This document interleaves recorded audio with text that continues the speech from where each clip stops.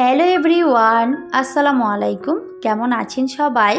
I hope সবাই খুব ভালো আছেন আর সুস্থ আছেন। আমরাও আলহামদুলিল্লাহ খুব ভালো আছি। আমার নতুন একটি ভিডিওতে সবাইকে ওয়েলকাম করছি। আশা করছি আজকের এই ভিডিওটি সবার কাছে অনেক বেশি ভালো লাগবে। ভালো লাগলে পুরো ভিডিও দেখার অনুরোধ রইল। আর ভিডিও শুরুতে অবশ্যই একটি লাইক দিয়ে নেবেন। মধ্যবিত্ত সংসারে কিভাবে ঈদের কেনাকাটা করলাম আর কি কেনাকাটা করেছি, আমার জন্য কি কিনেছি, আজকের ভিডিওতে সমস্ত কিছুই শেয়ার করব। আর তার সাথে আমার ছোট্ট মেয়েটার জন্মদিন ছিল, তো সেটাও শেয়ার করব। তো খুবই সিম্পলভাবে সেটাকে পালন করা হয়েছিল, যদিও আমরা পালন করতে চাইনি, তো আমার ছেলের রিকোয়েস্টে শুধু সেটাকে পালন করা হয়েছিল। তো সবটাই আজকের এই ভিডিওটিতে শেয়ার করব। মধ্যবিত্ত পরিবারে আমাদের কিন্তু সব সময় হিসেব করে একটা সংসারে চলতে হয়। চাইলেও আমরা অনেক কিছু করতে পারি না, নিজের সাধ্যের মধ্যেই সব সময় চলার চেষ্টা করি আমি। তো আজকের এই ভিডিওটিতে অনেক কিছুই শেয়ার করব। আই হোপ ভিডিওটি সবার কাছে অনেক বেশি ভালো লাগবে। তো স্কিপ না করে পুরো ভিডিওটি সাথেই থাকার অনুরোধ রইল। তো প্রথমেই আমি দেখেছি যে আমার যে শখের একটা অ্যাকোরিয়াম ছিল, আমার ছেলের ওই শখের অ্যাকোরিয়ামটা আজকে ভেঙে গেছে। তো আমার মেয়ে কিন্তু সেটাকে ভেঙে দিয়েছিল, ও খেলা করছিল, আর খেলতে খেলতে কিন্তু সেটা ভেঙে গেছে। তো আল্লাহর কাছে অনেক অনেক শুকর আলহামদুলিল্লাহ যে ওর কোনো কিছুই হয়নি। আসলে যখনই ওটা ভেঙে গেছিলো তো কাচের টুকরোগুলো কিন্তু চারপাশেই ছড়িয়ে ছিটিয়ে পড়েছিল। তো যাই হোক, ওর কিন্তু কোনো কিছুই হয়নি। তো সেটার জন্য আল্লাহর কাছে অনেক অনেক শুকর আলহামদুলিল্লাহ। তো সবাই আমার সোনাটার জন্য অনেক অনেক দোয়া করবেন। তো সেটাই কিন্তু আমি শেয়ার করেছি।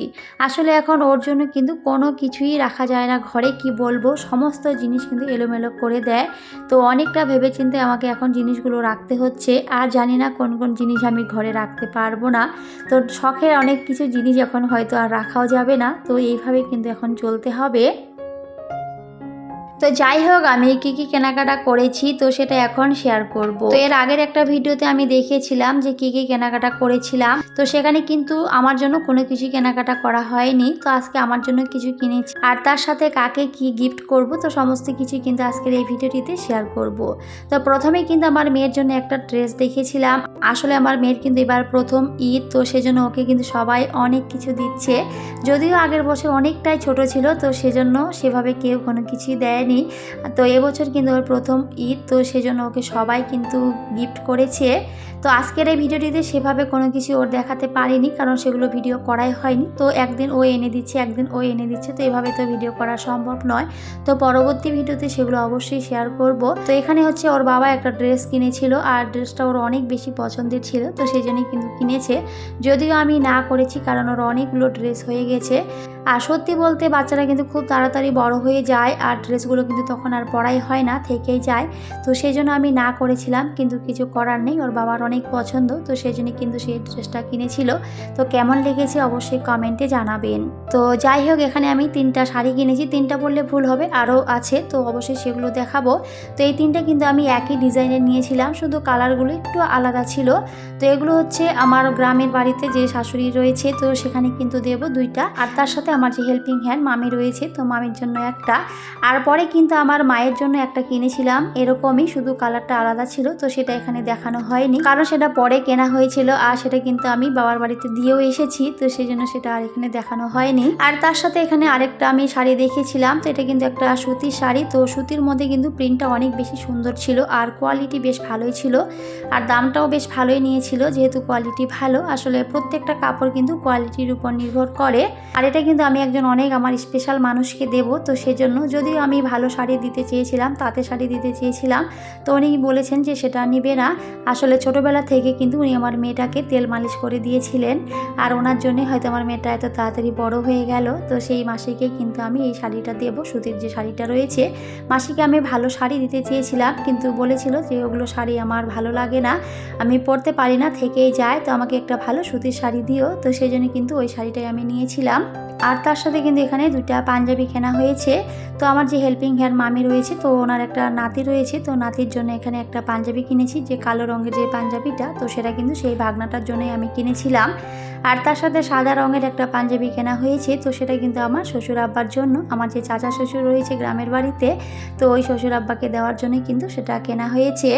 আর তার সাথে একটা লুঙ্গি কেনা হয়েছে, তো এটা হচ্ছে নজরানা, এটা কিন্তু বাংলাদেশের লুঙ্গি। আর লুঙ্গিটা কিন্তু অনেক বেশি ভালো ছিল, দামটাও বেশ ভালোই নিয়েছিল। আর সবসময় অল্প বাজেটেই কেনার চেষ্টা করি, তবে কাউকে কিছু দিলে আমি সবসময় চেষ্টা করি ভালো জিনিসটাই দেওয়ার, মানুষটা বলতে না পারে যে আমাকে খারাপ জিনিস দিয়েছে। আর আমি কিন্তু এই লুঙ্গিটা আমার বাবার জন্য কিনেছিলাম। আর তার সাথে কিন্তু পরে পাঞ্জাবিও কেনা হয়েছিল, তো সেগুলো আমি এখানে শেয়ার করতে পারিনি, কারণ আমরা কিন্তু তারপরে বাবার বাড়িতে সেগুলো দিয়ে এসেছিলাম, তো সেজন্য সেগুলো আর দেখানো হয়নি। আমার মায়ের শাড়িটাও কিন্তু এখানে দেখানো হয়নি। আসলে মধ্যবিত্ত বলে কথা, চাইলেও কিন্তু অনেক কিছু করতে পারি না। অনেক ইচ্ছে আছে যে সবাইকে অনেক কিছু দেবো, কিন্তু সেভাবে কোনো কিছু কিন্তু দেওয়া হয় না, কারণ আমি সব সময় চেষ্টা করি আমার সাধ্যের মধ্যে চলার, সাধ্যের বাইরে কিন্তু কোনো কিছু করা সম্ভব নয়। তো সেই জন্য কিন্তু যতটুকু পেরেছি সেভাবে কিন্তু কেনাকাটাগুলো করার চেষ্টা করেছি। অনেকে তো অনেক বাজার করেছে, অনেক কেনাকাটা করেছে, অনেকের ভিডিও দেখি বেশ ভালো লাগে। তো আমি কিন্তু সেরকমভাবে কোনো কিছু করতে পারিনি, তবে আমার সাধ্যমতো করার চেষ্টা করেছি যতটুকু সম্ভব হয়েছে। তো তার সাথে এখানে আমার জন্য একটা প্লাজো নিয়েছিলাম, তো সাদা রঙের একটা প্লাজো কিনেছিলাম আমি, তো সেটা একটু দেখিয়েছিলাম, তো সেটা আর খোলা হয়নি, এমনি কিন্তু দেখিয়ে দিয়েছি। আর তার সাথে এখানে আমার জন্য একটা 3 পিস কিনেছিলাম, তো সেটাই কিন্তু দেখিয়েছি। তো আমার 3 পিসটা আমি এখানে দেখাচ্ছিলাম, তো কেমন হয়েছে অবশ্যই কমেন্টে জানাবেন। এরকম ড্রেস কিন্তু আমি খুবই কম পরি, আমি সব সময় সিম্পল যে ড্রেসগুলো রয়েছে সেগুলো কিন্তু পরি। তো যাই হোক, এবার ঈদে কিন্তু একটু অন্যরকম ড্রেস কিনেছি। তো এই যে আমার ড্রেসটা কেমন হয়েছে, আর এটার কালারটাও কিন্তু বেশ ভালোই ছিল, আমার হাজবেন্ডের পছন্দের। আমি 2টা কালার নিয়ে এসেছিলাম, তো এই কালারটা ওনার পছন্দ হয়েছিল, তো সেজন্য সেটাই কিন্তু আমি রেখেছি। অনেকগুলো ড্রেস দেখেছিলাম, তো আমার ভালোই লাগছিল না, তো এটা একটু ভালো লেগেছিল, তো সেজন্য কিন্তু এটাই কিনেছি। আর তার সাথে কিন্তু আরও 2টা ড্রেস কিনেছি, তো সেটা এই ভিডিওতে আর দেখানো হয়নি, কারণ সেগুলো এখনও ভিডিও করাই হয়নি। তো পরবর্তী ভিডিওতে সেগুলো আমি দেখাবো যে আমি আরও কী কী ড্রেস কিনেছি। আর তার সাথে আমার ননদ কিন্তু আমার জন্য পাঠিয়েছে, তো কী ড্রেস পাঠিয়েছে সেটাও দেখাবো। আসলে সেগুলো এই যে বললাম ভিডিও করাই হয়নি, আসলে মেয়েটাকে নিয়ে অনেকটাই ব্যস্ততায় ছিলাম। আর যেহেতু ওর জন্মদিন ছিল, তো ওকেও একটু সময় দিতে হয়, তো সেজন্য কিন্তু আর সেভাবে কোনো ভিডিও করাই হয়নি। তো যতটুকু পেরেছি সেগুলো কিন্তু আমি এখানে দেখানোর চেষ্টা করেছি। তো এদিকে কিন্তু আমি অনলাইন থেকে 2টা শাড়ি আমি অর্ডার করেছিলাম, তো সেগুলো এসেছিলো, তো অনেক দিন আগে এসেছিলো, তো সেগুলো কিন্তু খোলা হয়নি। তো আজকে কিন্তু আমি সেটা ভিডিওতে শেয়ার করার জন্য দেখিয়ে দিয়েছি। তো আমি প্রথমে যে শাড়িটা এখানে দেখাচ্ছিলাম, তো সেটা কিন্তু আমি আমার মায়ের জন্য অর্ডার করেছিলাম। তো পরে দেখলাম যে শাড়িটা অনেকটাই পাতলা এসেছে, তো আমার মা এরকম শাড়ি পরে না, তো সেজন্য কিন্তু আর এই শাড়িটা দেওয়া হয়নি। তো এটা কিন্তু আমি পরে রেখে দিয়েছি। আমার হাজবেন্ড বলছিল যে এই শাড়িটা দিতে হবে না, মানে অনেকটাই পাতলা ছিল, তো সেজন্য কিন্তু কাপড়ের কোয়ালিটি ভালোই ছিল, তো একটু যেহেতু পাতলা ছিল কাপড়টা, তো সেজন্য কিন্তু আমি আর মাকে সেটা দিইনি, তো অন্যটা কিন্তু কিনে দিয়েছিলাম। তো এখন এটা কি করব, এটা কিন্তু আমি রেখে দেব। তো এই যে দেখতেই পাচ্ছেন শাড়িটা কিন্তু বেশ ভালোই ছিল, কালারটা অনেক সুন্দর ছিল, আর দামটাও অনেকটাই কম ছিল, তো সেজন্যই কিন্তু আমি পরে এটা রেখে দিয়েছি আমার জন্য। তো যাই হোক, তার আগেও কিন্তু আমি একটা শাড়ি অর্ডার করেছিলাম অনলাইন থেকে, তো দাম যেহেতু অনেকটাই কম ছিল আর যেহেতু অফার ছিল, তো সেই জন্যই কিন্তু আমি ফ্লিপকার্ট থেকে এটা কিনেছি। ফ্লিপকার্ট বলতে আমি এই শপসি থেকে এটা কিনেছি। তো অর্ডার করেছিলাম, তো এসেছিল, তো বেশ ভালোই এসেছিল শাড়িটা, দামটা অনেকটাই কম ছিল, তো সেই জন্যই কিন্তু আমি এটা কিনেছিলাম। আর আমার এই শাড়িটা দেখে আমার যে হেল্পিং হ্যান্ড মামি রয়েছে, তো মামির অনেক ভালো লেগেছিল, তো মামি বলেছিল যে আমার মেয়ের জন্য একটা অর্ডার দিও, তো সেজন্য কিন্তু ওনার মেয়ের জন্য আমি একটা শাড়ি অর্ডার করেছিলাম। তো একই ডিজাইন ছিল আর রঙটাও একই ছিল, তো বলেছিল যে ওই রঙেরই দিতে, কারণ এই রঙটা নাকি ভালো লেগেছিল, যে গোলাপি রঙটা, তো সেজন্য কিন্তু সেটাই আমি দিয়েছি। আমি শুধু এমনি অর্ডার করেছিলাম, যদি ভালো হয় তাহলে নেব, আর যদি ভালো না হয় তাহলে কিন্তু আমি রিটার্ন করে দেব। তবে কাপড়টা অনেক বেশি সফট এসেছিল, ভালো এসেছিল, তো সেজন্য কিন্তু আর সেটাকে রিটার্ন করা হয়নি। আর যেহেতু মামিরও ভালো লেগেছে, তো বলেছে আরেকটা অর্ডার করতে, তো সেজন্য কিন্তু সেটা ওনার মেয়ের জন্য আমি অর্ডার করেছিলাম। তো 2টা শাড়ি কিন্তু তারপরে আমি দেখিয়ে দিয়েছি। তো এই হলো আমার মধ্যবিত্ত পরিবারের খুবই সাধারণ ঈদের কেনাকাটা। তো আপনাদের কাছে কেমন লেগেছে অবশ্যই কমেন্টে জানাবেন। তো আমি কিন্তু সবসময় আমার ভিডিওগুলোতে বলি যে আমি খুবই সাধারণ একজন মানুষ, আর আমার সংসারের সমস্ত কিছু খুবই সাধারণ। তো আমি যেভাবে চলি সেগুলোই কিন্তু শেয়ার করি, আর আমি সব সময় চেষ্টা করি অল্প টাকায় আমার সংসারটিকে সুন্দর করে চালিয়ে নিতে, সংসারের খরচ থেকে অল্প অল্প করে টাকা বাঁচিয়ে নিজের শখ আহ্লাদগুলোকে পূরণ করতে।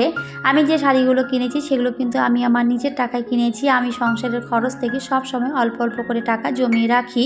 যদিও আমার হাজব্যান্ড আমাকে সব সময় টাকা দেয়, আমি সেই টাকাগুলো কিন্তু কোনো সময় রেখে দিই, আবার কোনো সময় দরকার হলে অবশ্যই খরচ করতেই হয়। সংসার বলে কথা, আর একা সংসারে তো কেউ থাকবে না, আমাকেই খরচ করতে হয়।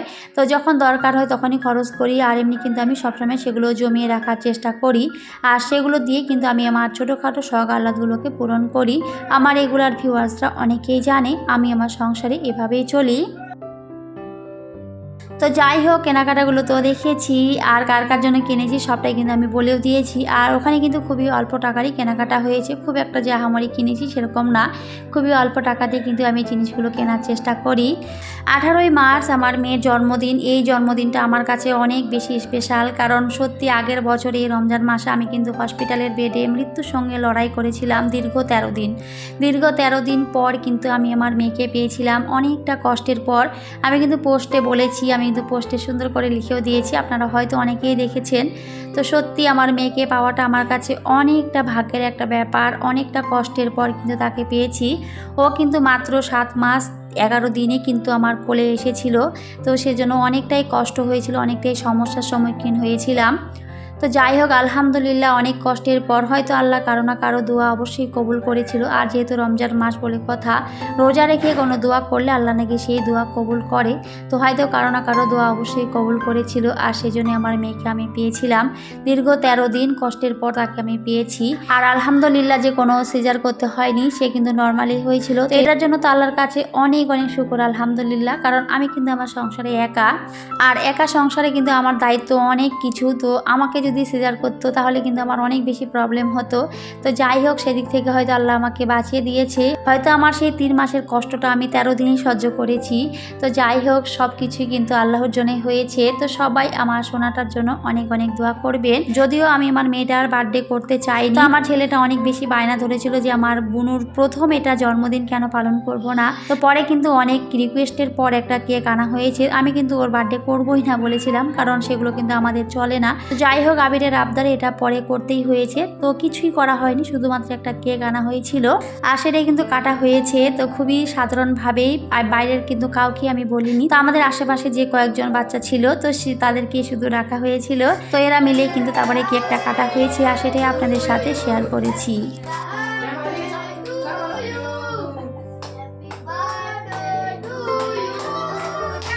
তো আমি যে পোস্টটা করেছিলাম সেখানে আমার প্রিয় আপুমণিরা অনেক অনেক দোয়া করেছে আমার মেয়ের জন্য। তো সবার জন্য রইল আমার অন্তরের অন্তঃস্থল থেকে অনেক অনেক দোয়া আর ভালোবাসা, যে আমার মেয়ের জন্য সবাই এত সুন্দর সুন্দর কমেন্ট করেছে, এত সুন্দর করে দোয়া করেছে। সত্যি আমার অনেক ভালো লেগেছে। মন থেকে সবার প্রতি রইল আমার অনেক অনেক শ্রদ্ধা, সম্মান ও ভালোবাসা। সবাই এভাবেই আমার পাশে থাকবেন, আমার সোনাদের জন্য অনেক অনেক দোয়া করবেন, যেন ভালো হয়ে মানুষের মতো মানুষ হতে পারে। সবাই অবশ্যই দোয়া করবেন। আমিও সবার জন্য অলওয়েজ দোয়া করি, সবাই যেন অনেক ভালো থাকে, সুস্থ থাকে। তো যাই হোক, অনেক কথা বলেছি, কোনো ভুল ত্রুটি হলে সবাই ক্ষমা সুন্দর দৃষ্টিতে দেখবেন। আর আজকের এই ভিডিওটি কেমন হয়েছে সবাই কমেন্টে জানাবেন। যদিও ভিডিওতে একেবারেই ভিউজ নেই, তাও আমি ভিডিও দিচ্ছি, আসলে এটা আমার এখন নেশা হয়ে গেছে।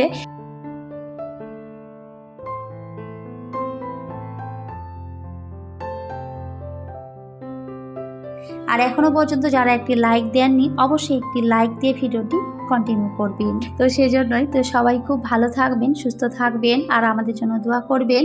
সবাইকে টাটা, আল্লাহ হাফেজ। দেখা হবে পরের অন্য কোনো একটি ভিডিওতে।